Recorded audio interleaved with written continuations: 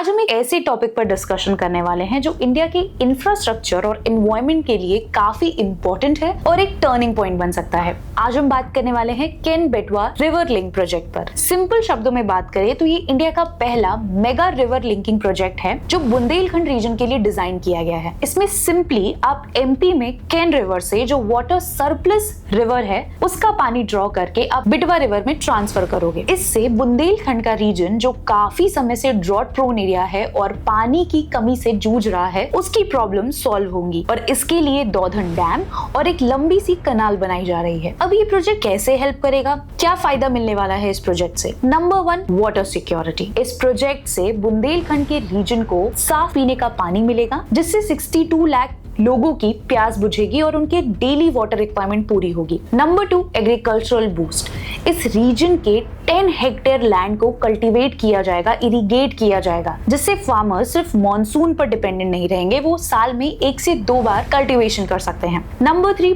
Power generation. इस project से 103 megawatt power generate होगी, हाइड्रो इलेक्ट्रिसिटी और सोलर एनर्जी, जिससे यहाँ की लोकल इंडस्ट्रीज और घरों को रोशन किया जाएगा। इन शॉर्ट, गवर्नमेंट का कहना है कि इस प्रोजेक्ट से पूरे बुंदेलखंड के रीजन को सोशली और इकोनॉमिकली डेवलप किया जाएगा।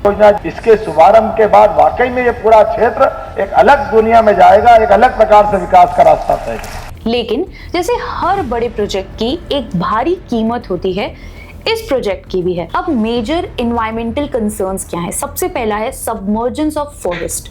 कुछ मेजर एनवायरमेंटल कंसर्न्स है जिसमें सबसे पहला है सबमर्जेंस ऑफ फॉरेस्ट। ये प्रोजेक्ट पन्ना टाइगर रिजर्व से गुजरेगा जिसका काफी ज्यादा एरिया सबमर्ज हो जाएगा। करीबन 5000 से 6000 हेक्टेयर सबमर्ज हो जाएगा। पन्ना टाइगर रिजर्व में सिर्फ टाइगर्स ही नहीं रहते बल्कि यूनिक स्पीशीज के वल्चर्स एंड घड़ियाल रहते हैं, जिससे उनका एनवायरनमेंट इन डेंजर हो जाएगा और ये स्पीशीज भी एक्सटिंक्ट हो सकती हैं। नंबर 3 कंसर्न है इकोलॉजिकल बैलेंस। जब आप किसी भी रिवर का कोर्स बदलते हो तो डाउनस्ट्रीम में इकोलॉजी डिस्टर्ब हो जाती है, इसकी वजह से एनवायरनमेंट पर काफी ज्यादा असर पड़ता है। इसी एनवायरमेंटल और डिस्प्लेसमेंट के लिए लोकल अथॉरिटीज प्रोटेस्ट कर रही हैं। ये लोकल आदिवासी के 4 रीजंस हैं प्रोटेस्ट के। Number 1, इनएडिक्वेट compensation. ट्राइबल्स का कहना है कि उन्हें इस प्रोजेक्ट के लिए जितना कॉम्पनसेट किया जा रहा है वो काफी कम है। उनका कहना है कि ये जो पैकेज है 12.5 लाख का, इसे बढ़ाकर 25 लाख कर दिया जाए। Number 2, displacement and rehabilitation issues. इस प्रोजेक्ट में 10 से ज्यादा गांव डूब जाएंगे और पेपर पर रिहैबिलिटेशन प्लान काफी अच्छा लगता है, लेकिन रियलिटी में गवर्नमेंट का रिकॉर्ड है कि बेसिक नेसेसिटीज तक नहीं मिलती हैं लोगों को। नंबर 3 है एक्सक्लूजन फ्रॉम बेनिफिट्स। जिन आदिवासी से उनकी जमीन छीनी जा रही है उनको यहाँ की बिजली और पानी का बेनिफिट ही नहीं मिल रहा है। Number 4, tribal rights and cultural loss. Tribals का पूरा लाइवलीहुड, फॉरेस्ट सब कुछ छिन जाएगा, उनका जल, जंगल, जमीन सब कुछ चला जाएगा इस प्रोजेक्ट में और उसके बाद उनका कल्चर भी लॉस हो जाएगा, जो उनके ट्राइबल राइट्स का वॉयलेशन है। इस प्रोटेस्ट में प्रोटेस्टर्स ने काफी यूनिक मेथड्स और पीसफुल मेथड्स यूज किए हैं, जैसे जल सत्याग्रह, लोग जाकर कमर तक पानी में खड़े हो जा रहे हैं, चिता आंदोलन, चिताओं पर लेट जा रहे हैं, महिलाएं तो गले में फांसी का फंदा लगाकर खड़ी हैं ताकि वो अथॉरिटीज का ध्यान खींच सके। लेकिन इस पर गवर्नमेंट का क्या रिस्पॉन्स है? तो एमपी गवर्नमेंट ने फाइनेंशियल पैकेज को इंक्रीज किया है। 202.5 करोड़ का एडिशनल पैकेज रखा है जिसमें लोगों को वन टाइम 12.5 लाख दिए जाएंगे।